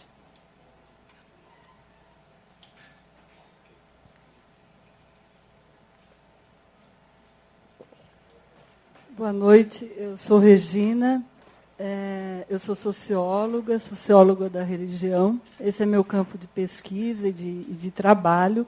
Então, a minha pergunta não vai tanto num sentido propriamente filosófico, mas a mais assim, que eu fiquei me perguntando como é que eu faço para me levantar. Lembrei do tema e pensei no eu que me levante. E aí, quando a sua colocação inicial foi em relação à ilusão e ao aspecto não dualista da ilusão, eu pensei que, por exemplo, em espanhol, ilusão tem um sentido diferente. A pessoa está ilusionada é porque ela tem esperança de produzir algo, de que algo bom aconteça. Então, eu fiquei pensando assim, como pensar, eu gostaria de ouvir mais nesse sentido, como pensar a produção de sentido sem pensar tanto na religião. Quer dizer, ainda que a religião ela tenha um papel de produzir sentido, ela não evita o sofrimento, mas como ela explica, então ela produz um sentido. Mas a gente sabe também que é possível pensar isso, pensar a criação da ética, a construção de outras relações, independente da religião. Então, isso permite uma tolerância da convivência com a morte, quer dizer, permite eu considerar a humanidade razoável para se viver e pensar aí também a felicidade, né? Então, eu meio que fiquei com vontade de ouvir mais, dentro dessa lógica do eu que me levante, alguma coisa por aí. Quer dizer, queria te ouvir por aí. Quer dizer, a ideia de buscar sentido que não necessariamente no âmbito da religião. Então, no caso, o caminho, esse caminho de pensar o sentido fora da religião, porque ele mesmo se diz um ateu com Deus. Ele é um ateu que acredita e não acredita em Deus. Mas por quê? Porque, na verdade, o que interessa é aquilo que o homem pode produzir de sentido. A religião também é uma produção que o homem faz do sentido. Agora, como é que eu faço para pensar sentido no mundo sem Deus?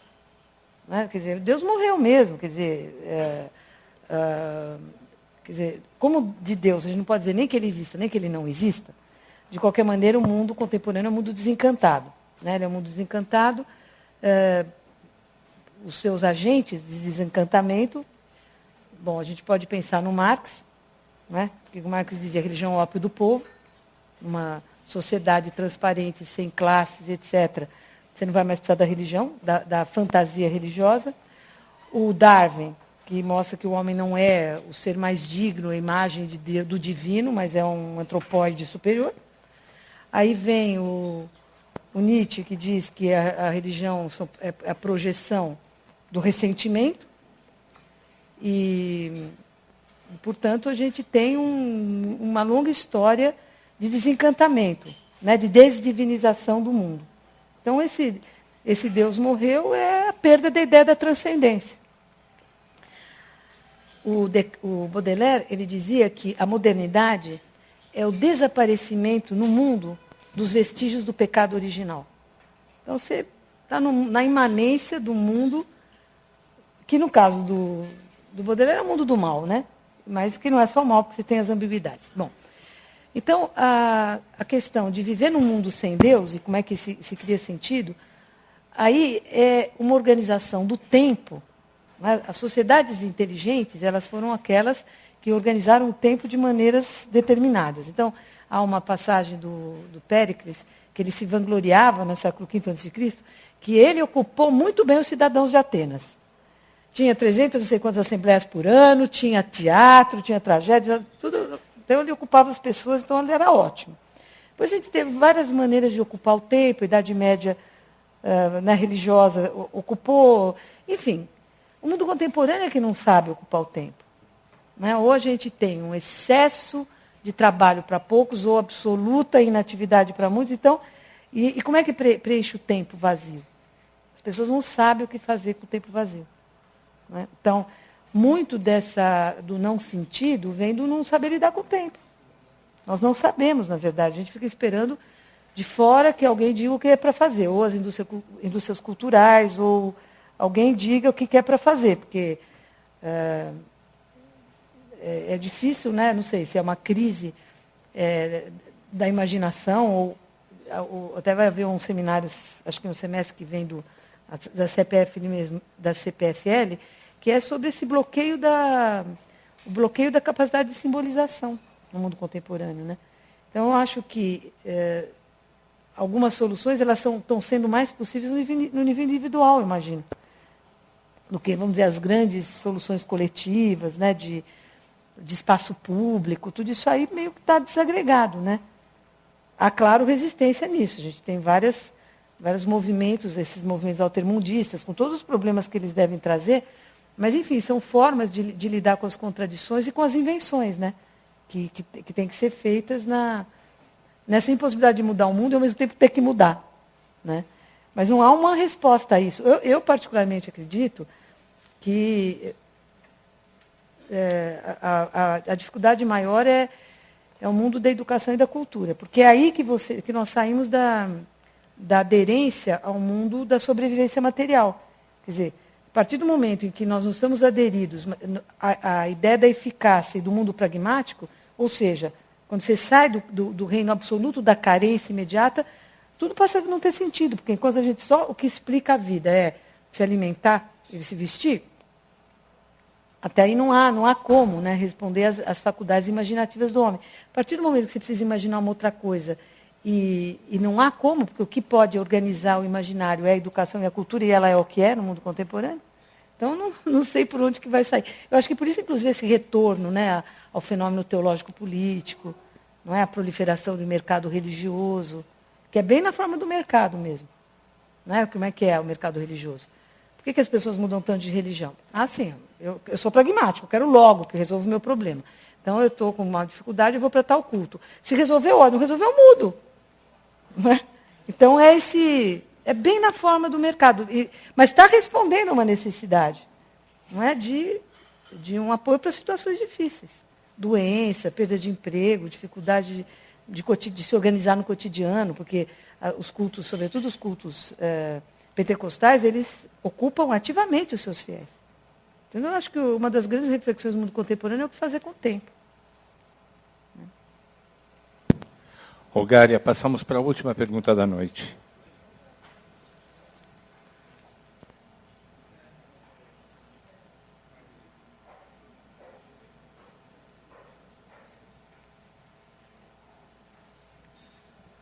Boa noite. Meu nome é Thiago, também estudo psicologia no Mackenzie. Onde? Aqui, ó. Eu queria saber o seguinte, a respeito da teoria crítica, ela tem o efeito da desilusão, né, o desencantamento, correto? E eu queria entender, por exemplo, se o ser que está inserido hoje, como inserido no sistema, sendo ele moldado por esse sistema, ele não tem, a não ser pela reflexão, ele não tem como fazer a mudança interna dele para fazer a transformação cultural.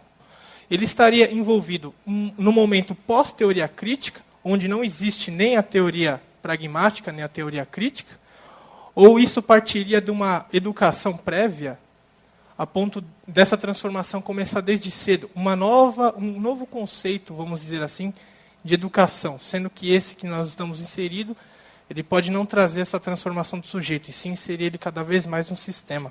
Seria uma adaptação de um conhece a ti mesmo, do Sócrates, só que para a nossa realidade. Queria uma explanação a respeito disso. Seria assim, uma pós-teoria crítica, algo do tipo. Olha, se pudéssemos pensar uma pós-teoria crítica, a gente deveria que pensar em termos de mínimas morais. Né? No nosso mundo não é um mundo de máximas morais, mas de mínima morália. Né? Então, essa mínima morália, ela poderia reaver essa tradição da moral, que era a ação exemplar. Era o caráter daquele que é modelo de conduta, e a gente tem, então, na filosofia, vários. Eu conto para você um dos episódios da vida de Sócrates. Sabe-se que Sócrates era um homem muito pobre. Né? Ele só se vestia com uma túnica de algodão, andava descalço no inverno e no verão, e não tinha dinheiro para nada. Ele vivia de um soldo do exército, de uma das guerras que ele participou. E ele ia todos os dias para a Praça do Mercado. Aí um dos seus interlocutores, um dia, o interpelaram, disseram, mas Sócrates, por que vais todos os dias à Praça do Mercado se você não pode comprar nada? E ele teria respondido, eu vou todos os dias à Praça do Mercado para ver as coisas das quais eu não preciso para viver. Então, eu acho que a gente pode pensar naquele ensaio do Walter Benjamin, Experiência e Pobreza, quer dizer, como é que faz para viver com pouco? Não com pouco materialmente falando, mas com pouca experiência e com pouco repertório existencial, como é que a gente pode transformar essa pobreza em algo rico? Aí eu lembro um outro episódio desses exemplar, não é? Aí é o Diógenes. Diógenes era um filósofo ligado à escola cínica, e essa escola foi uma das primeiras a fazer a crítica das convenções sociais. Então, ele morava num tonel, né? E vivia com os cachorros, e ele dizia que ele procura, que os animais eram muito mais próximos da natureza do que os homens, e fazia a crítica das convenções sociais. Então, se conta que ele vivia indo, para ironizar a religião, ele ia para a praça e ficava pedindo esmola para uma estátua.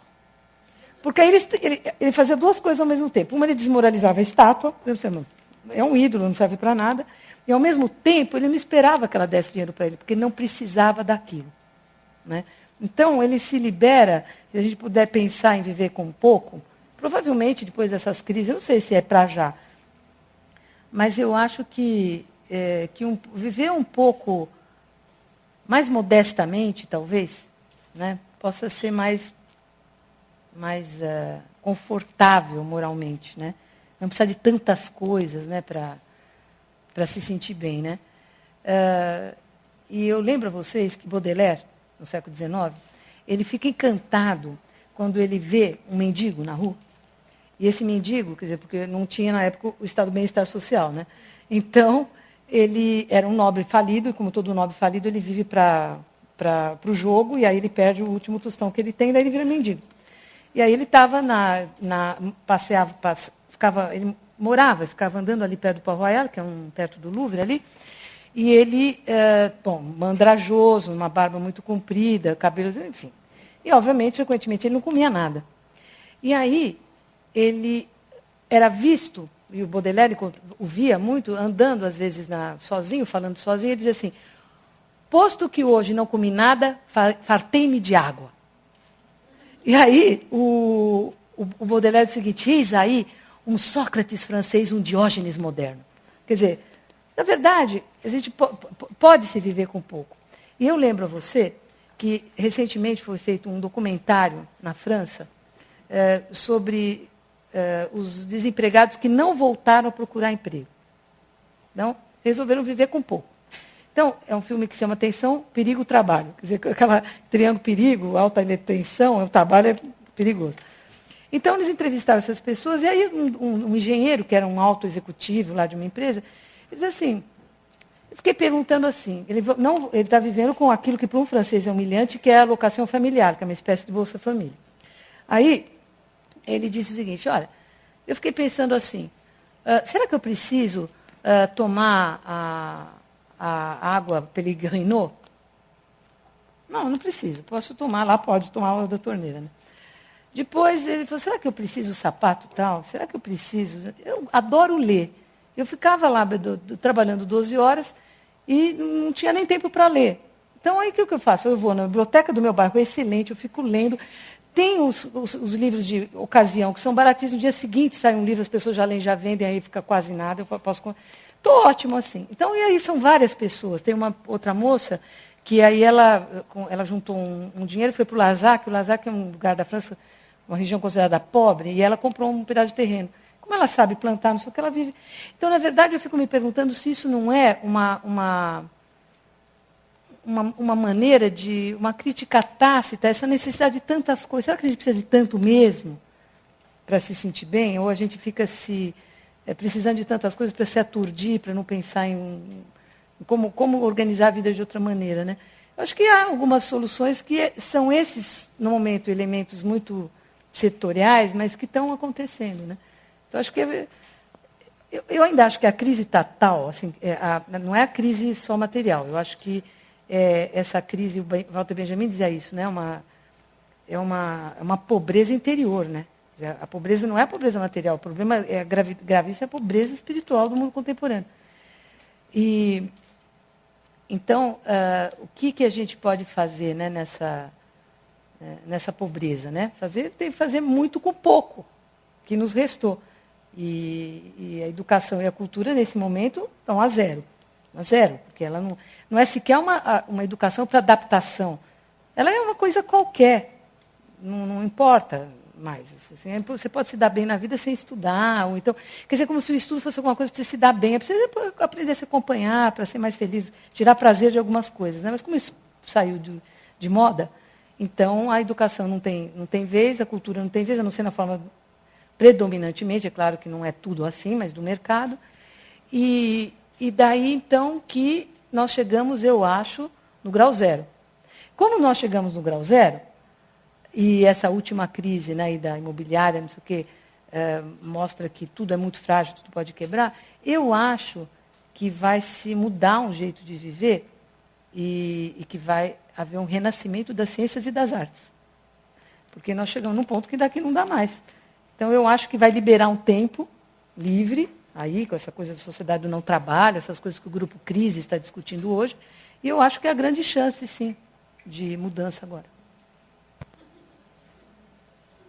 Obrigado, Gália, por essa brilhante reflexão, várias, né, que ela trouxe à nossa análise. E lembramos a todos vocês, na próxima quarta-feira, dia 21 de outubro, dentro do mesmo módulo, receberemos aqui José Miguel Wisnik, abordando o tema Eu que aprenda a levitar. Então, nós estamos na linha da música da Maísa, não é verdade? E a do Zé Miguel, né? Inclusive do próprio José Miguel Wisnik, que é músico e vocês vão adorar. Na próxima terça-feira, no Teatro Cultura Artística, já que vocês estão aqui em São Paulo, não deixem de ver Corda Vocale, com a curadoria de Leonardo Martinelli, dia 20 de setembro, terça-feira. E gostaríamos de agradecer especialmente hoje, concluir com um agradecimento muito especial à nossa ilustre convidada, a Gália Matos, nossa querida curadora e palestrante em vários outros momentos, para saber, como poucos, né, traduzir as nossas emoções e também para dar essa leitura trágica, né, da época de hoje, como poucas pessoas com tanta competência. Portanto, gostaríamos de um aplauso muito especial para essa nossa convidada.